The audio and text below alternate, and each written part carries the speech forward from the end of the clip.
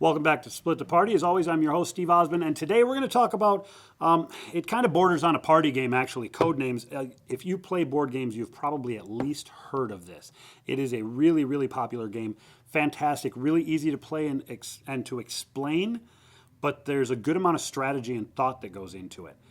The basic gist, I've only got a 3x3 grid here to look at, but you have a 5x5 grid of codes that all pertain to the names of spies. Some of the codes are neutral spies, some are blue spies, some are red spies, and then there's one assassin in there. You don't want to mess with him. If you find him, it's bad news. It's game over. You have two people who are for the red team and the blue team playing the spy bosses for all intents and purposes, and they are trying to get everybody else on their team to be able to identify their spies out here. So they'll look and they have a grid that tells them where the blue ones are, where the red ones are, and they are trying to get people to guess. So looking out here, they would look and see a couple of things that they thought were similar. For instance, helicopter and crane. Crane is a bird, they both fly, and so I could say flight 2. Now I say a word, only a single word, and I say a number. A number is how many of the agents out here pertain to the clue I'm giving you. So hopefully the people on my team will see helicopter and crane being a bird. It's a little, hopefully they get that, and they'll guess these. They guess one at a time. Regardless of how many people you have on your team, you nominate one person who actually makes the guesses, and what they do is they touch the card. They can confer amongst themselves, and then if they touch helicopter, if it is in fact one of my spies, which in this example it is, I would take one of our color cards and place on top of it. Then they can go again. Now I said 2. The rule is you can guess however many I gave you plus 1. So if you guess helicopter correctly and you guess crane correctly, you can take another swing at something else and be like, fence. And if fence is one of ours, we get that one too. Stop. It's as far as you can go because that's all the guesses you're allowed this turn.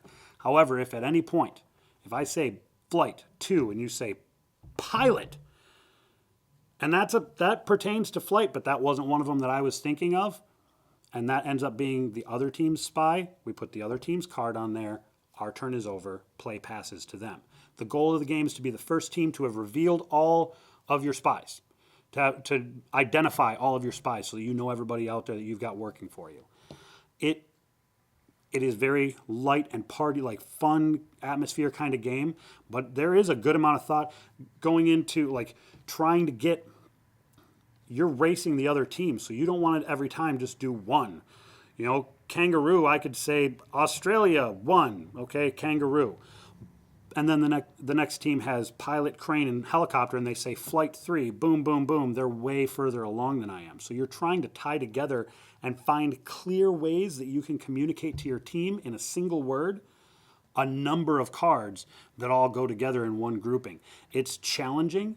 It is fun, and the game changes based on the personalities and the psychology of the people playing on each of the teams. So even with the same group of 4 people, just by swapping up who is giving the clues and then who's on what's team, you will greatly change the way the game is playing because they all communicate differently. They think differently.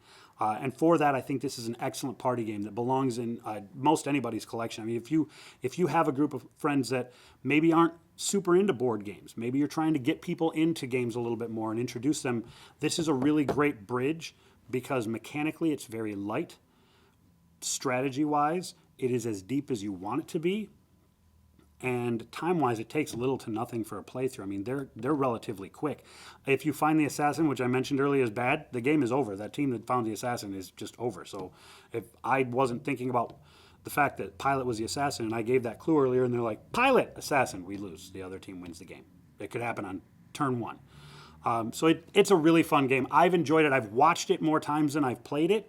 And even watching the game, everybody crowding around just watching the game and keeping their mouth shut and kind of talking about clues back and forth amongst themselves, still having a good time just because this game was going on in the room. So I would definitely go out and check it out.